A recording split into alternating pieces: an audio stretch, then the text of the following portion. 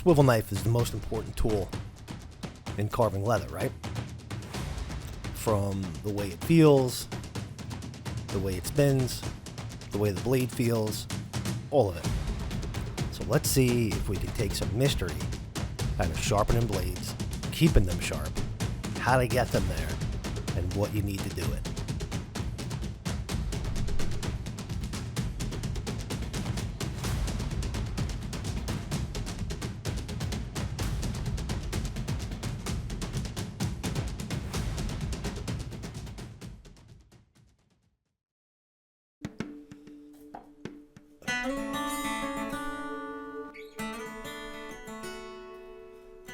So we're taking a little break from the documentary doing the furniture due to a little snafu that happened.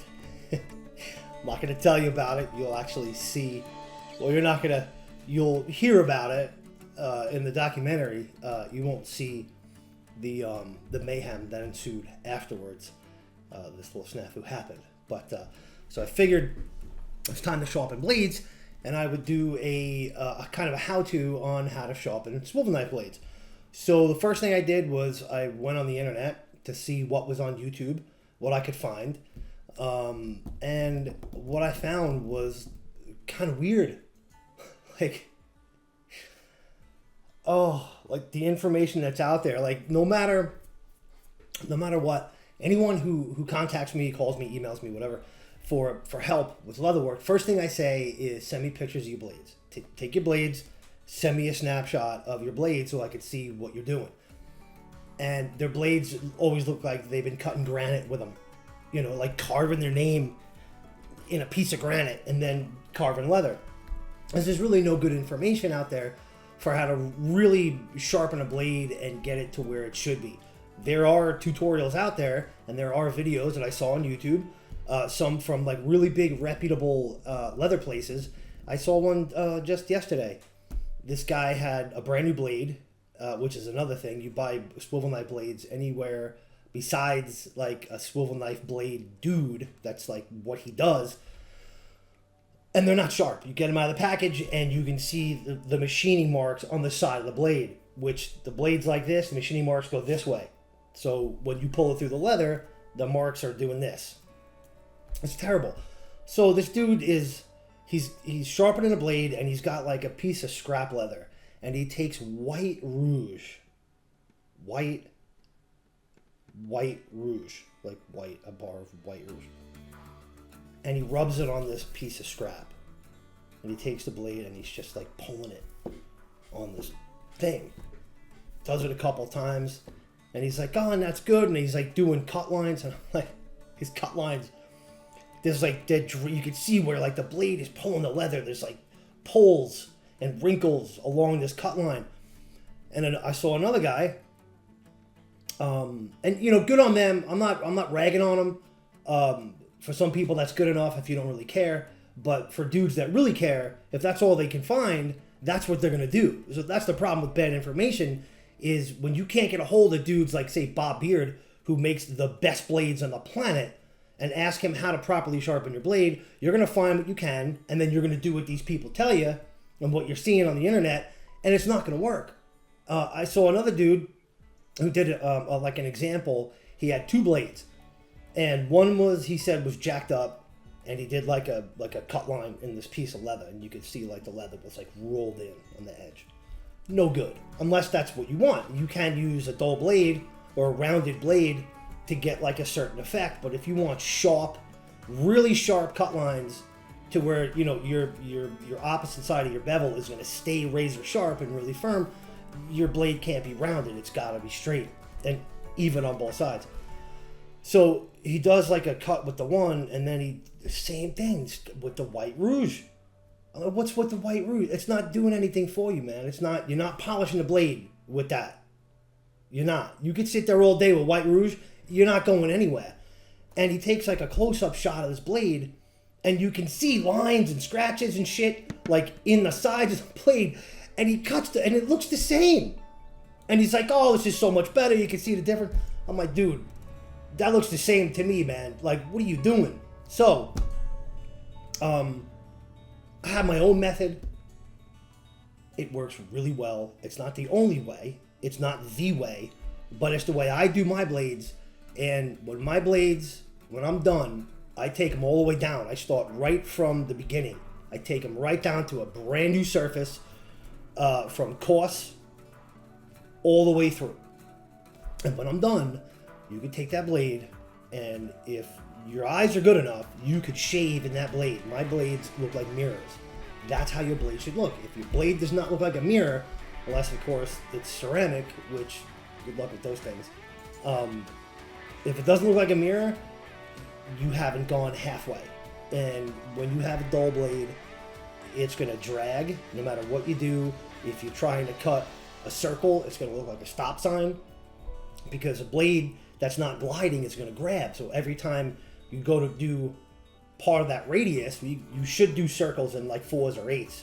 It's kind of tough to follow a radius all the way around when your hand is like covering up that line. So you do it in quarters, turn it.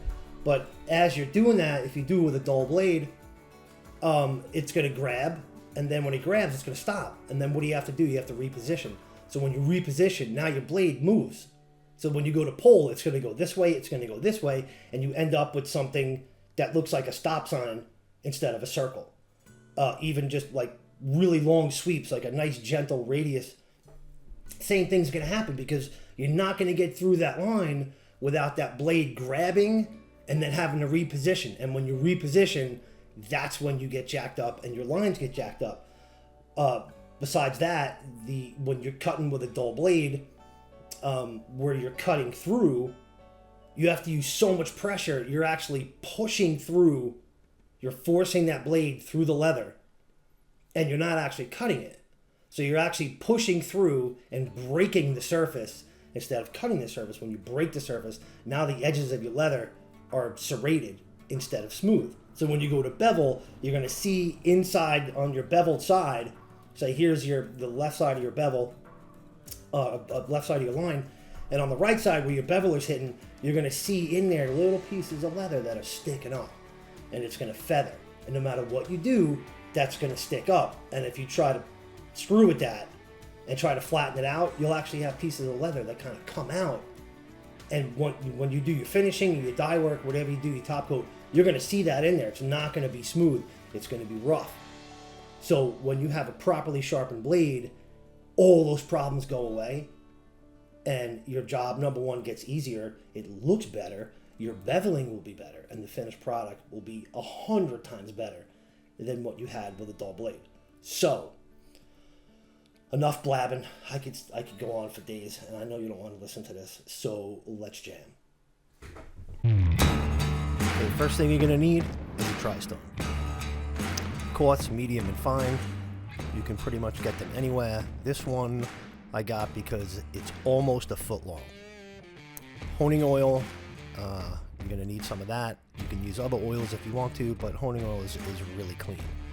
A ceramic stone, this is from Spyderco. It's an ultra fine. It's 2000 grit. With water it goes even higher. So you can use that before you strop. It really helps to keep that blade super shiny. A collar, metal collar, angle jig, and a Allen key. And 2 strops, one that you don't care about, and one that you use only for your blades, so you don't mix the two together and get metal from one to the other. Water, obviously, a rag, a clean rag, preferably microfiber, and some scrap leather to test your cut lines on as you sharpen. Okay, first thing you want to do is put your blade in an angle jig like this. But before you just put it in there and kind of take off and go to the races, some things you need to kind of consider here. And is if you look at this, as I set that down, you're going to see, watch this rod. See all that play in there? So when you go to put your blade down, say you're finding your angle, if this is up, when you tighten it, as this goes down, when you tighten that down, when that rod moves, now you're lifting the end of the blade, which means your angle when you found it and after you tightened it is not the same. So what you have to do,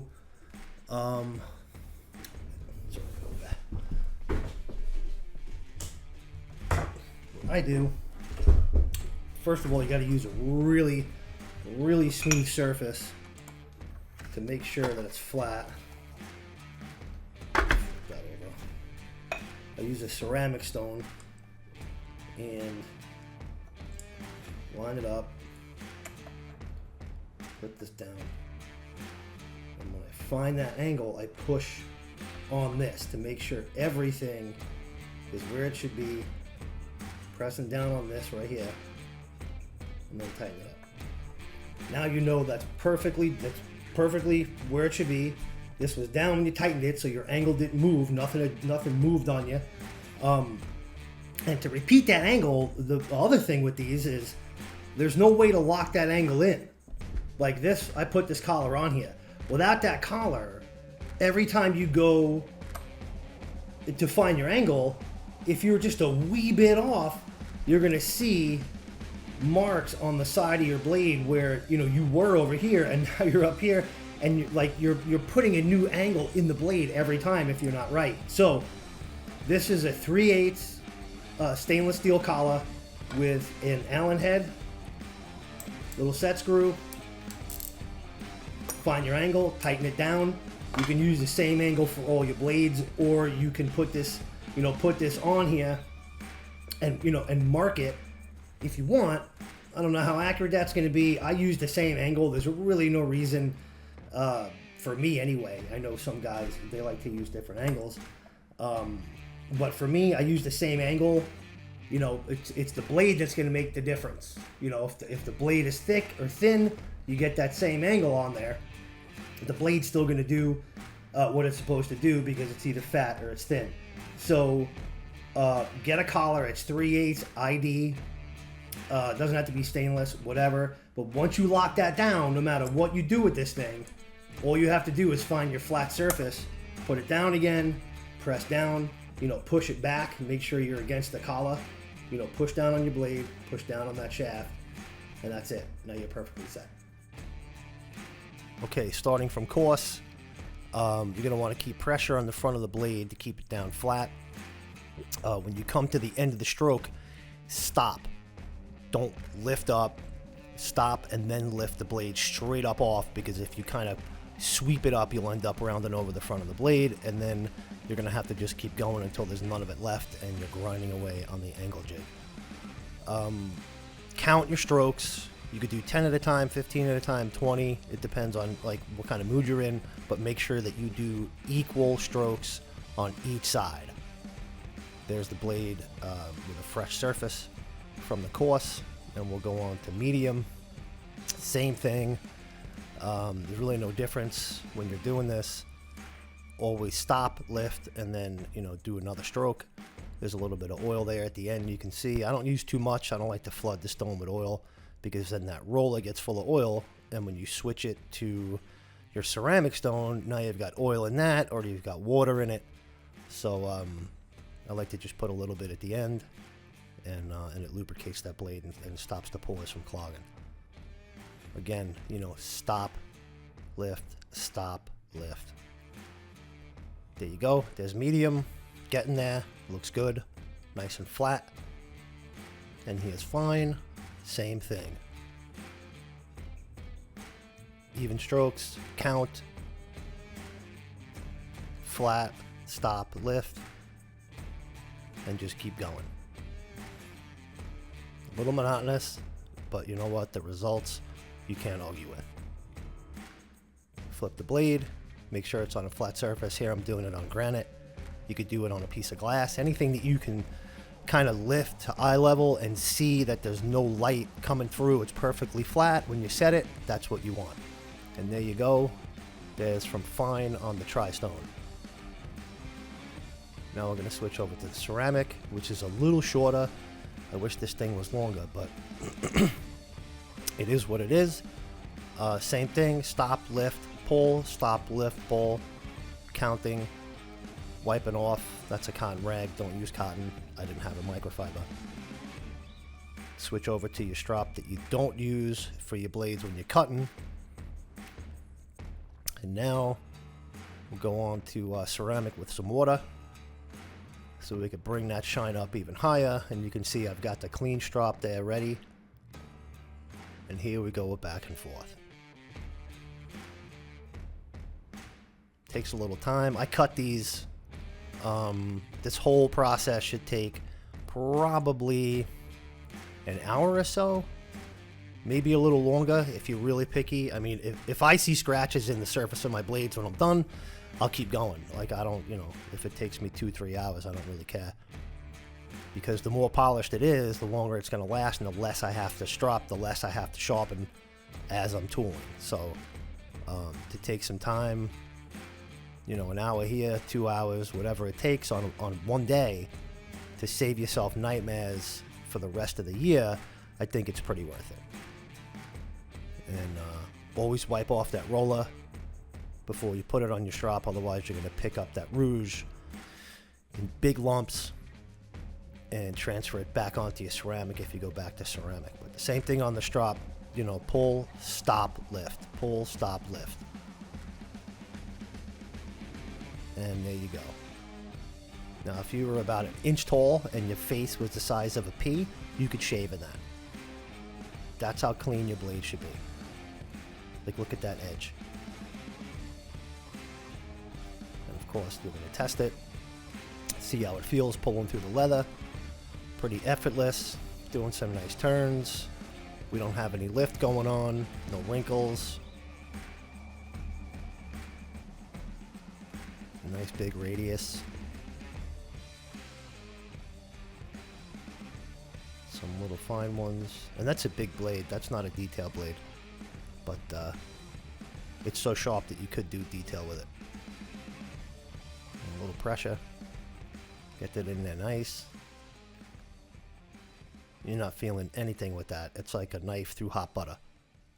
And here's some cut lines. You can see how sharp that edge is with that blade. And that's a thick piece of leather. That's way in there. Okay, so there you have it. All the steps and everything run through. And as you could see from that last picture of the blade, it is a mirror. You can read that handwriting. That was like a tag from what was it? Oh, bookbinding leather that I ordered. So the handwriting was like super fancy. I know you couldn't read it, but you could see it clear as day. So follow those steps, and you will end up with this. Now, if you watch the beginning of the video, this blade didn't have to get done. Like, I did it just to demonstrate this. So this blade, before I took this back down for this video, I tooled over 10 feet of artwork, 10 square feet, filled with artwork with this blade, this exact blade, and it was fine. I like to have them super sharp. Like, if I can't feel it grip my finger like that, I sharpen them. But I'm anal with my blade, so. But you should be. I mean, if this is your passion, if doing leather work is your passion, be passionate about your tools too, because this is the first thing you do besides, you know, drawing your artwork on. If this isn't perfect, then the rest of the process is going to be harder than it has to be. And, you know, a lot of people don't know what it takes to do this kind of work. Yeah, you're sitting the whole time, but, you know, artwork is very mental, and sitting for 10, 12 hours, you know, cutting lines and tooling, and then tooling, you know, for even more the next day. If this gives you resistance at the beginning, the rest of it's going to be a pain in the ass, and that's not what you want. So if you follow those steps, and I know there's other ways to do it, I understand, especially with, I know a lot of guys, where's that thing? Oh, I put it away. A lot of guys are going to be like, dude, you know, you could just, you know, go back and forth. You could just do this, be so much faster. I don't do back and forth on course, because when you have that little burr, when you're resurfacing this, you end up with a burr. And if that burr ends up underneath and you run that burr over, now you have more work to do. So I don't do back and forth until I get to fine, or until I get to super fine, and then wet. Then I'll do back and forth. Obviously never on strop, because you'd be digging into it. So that's how I do it. I know there's other ways, probably faster ways, but this, I've been doing it this way for probably 12 years now, and I only have to resurface my blades once a year, and I tool probably 2 to 3 times a week. That's a lot of lines, and I only use Herman oak leather. I don't use soft stuff. I use Herman oak, and I ask them for the oldest hides they have, and when I get them, I fire up that wood stove and I cook them overnight, probably like 8 hours, and I get that stove rolling. So it pulls all the moisture out of it that it's been sitting in humidity, sitting in a UPS truck, wherever it's been, blah, blah, blah.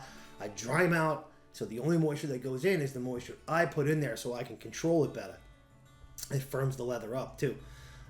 So they last a long time. In between, I will strop them. I very rarely put them on a stone unless I'm taking them all the way down. They normally don't need that unless you drop them. If it hits your granite, which is like, you know, a heart attack moment. I know probably everybody's had that, or they hit the floor. And if you get a mark or something happens, then you got to take it down. I'll go to medium, then go to fine, and then, you know, start at medium, do all those steps all over again. Because there's nothing worse than having a dull blade that when you're cutting, it feels like you're pulling it through the top of a cinder block. Totally not cool. So I'm going to put the links for the tri-stone, the collar, the little angle jig, the strops. You have to call Bob Beard to get those and to get his blades. I put the link in there, but good luck getting an answer through email with him. He's too busy. He's Bob Beard. The guy's everywhere. He's a maniac. So go to his website. You can call him, leave him a message. Hopefully he calls you back. His drops are the best.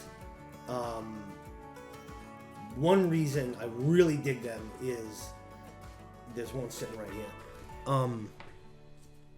And this is 2 of his on the bottom and then 1 on the top and a piece of wood so it's flat, because if your strop is curved, you're going to end up rounding that blade down. You can see there's texture in this. I don't know how well you can see that, but not only does that grab your rouge that's on there when you get it from him, it's very powdery when you get it from him. But because it's got texture, if your blade is too far this way or too far that way, you're going to hear a sound. You're going to feel it, but it's going to make a sound, and that's going to tell you you're not level. So when you're pulling a blade on top of the strop, if it's silent, you know you're perfectly flat. You don't have to use your angle finder. You can just, start here and pull. And if you hear something, you know you have to adjust your angle. And after a while, you get used to it. And as long as you have no noise going on, you're good. You're not going to round over the top or the back. They're awesome. I think this thing I've had maybe 3 years, and it's still full. I only use this one to strop the blades as I'm tooling. I don't use it for anything else. It's clean. There's no metal in this thing. It's a little dirty, but it's a lot brighter when you get them brand new. But those are the best ones. Using a piece of scrap leather with some rouge on the back. I mean, you got fiber sticking up. Leather isn't, the top surface, is going to be smooth, but you're going to have a hard time getting the rouge to stick to that. If you do the back, it'll stick to that. You're going to have fiber sticking up, and you're going to have parts in the grain where if you have a scar, you're going to have a dip. If when they skived it, the skive, wasn't perfectly level, you're going to have hills and valleys in that, and then you're going to end up going into those, even if they're minor, and you're going to end up rounding off the top of your thing. Get a real strop, glue it to a piece of wood, get it to a nice height, put some vinyl on the back of it, or some rubber feet or whatever, so it stays still, and that will make this last longer. Sharpen it once a year, strop all the time, and you're good to go. Some other things. Right after the documentary is done and the furniture is done, I'm going to get back with John Waga down in Florida, the machinist guy who makes outstanding metalwork. Did some sick stuff for this furniture piece. A lot of guys know I was making some bevelers Here's a prototype right here. I've used it. It's amazing. It's completely different in the way you use it's the same, but the way that it functions in your hand is completely different. The shape is different.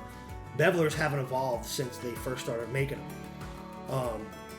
They're still made for people with tiny little hands, which you can see I don't, most guys don't. It's really hard to hold something that's the size of a straw and hammer it and get some balance and really get some finesse. So these bevelers are made to conquer all of those issues, steering issues, balance, weight, feel, everything. So both of us had some things going on in life. We had to put them on hold, but I have the checkered and the smooth prototypes here. Like I said, I've used them and they feel amazing. They actually work on their own. You don't have to force these things to work in your hands. They are unbelievable. I'm not going to show it to you. You can see the butt end of it. But probably in about a month, I'm going to get back with him and get back on these tools and get these things going. So the documentary and the first furniture piece will be done by the end of this month, so then I can get back on that. As well as there's other tools, some edgers that we're going to make also. And John Goncharek up in Long Island, who did the woodwork for this furniture piece, he was here, I forget, dude, forgive me if I'm wrong. It was probably a year ago, might have been longer. I don't know, I had a lot going on. I can't remember shit anymore. But we took down a black locust from right here on the hill behind the house, and we're going to make the handles for these tools from that black locust that we have drying up in New York right now. And also a big thank you to everyone, all of my customers who have been patient through this, who I've had to put off to get this furniture going and deal with getting the documentary done and everything that's involved. The phone's been unplugged because when I'm recording, I can't have the phone ringing because then everything has to be done over.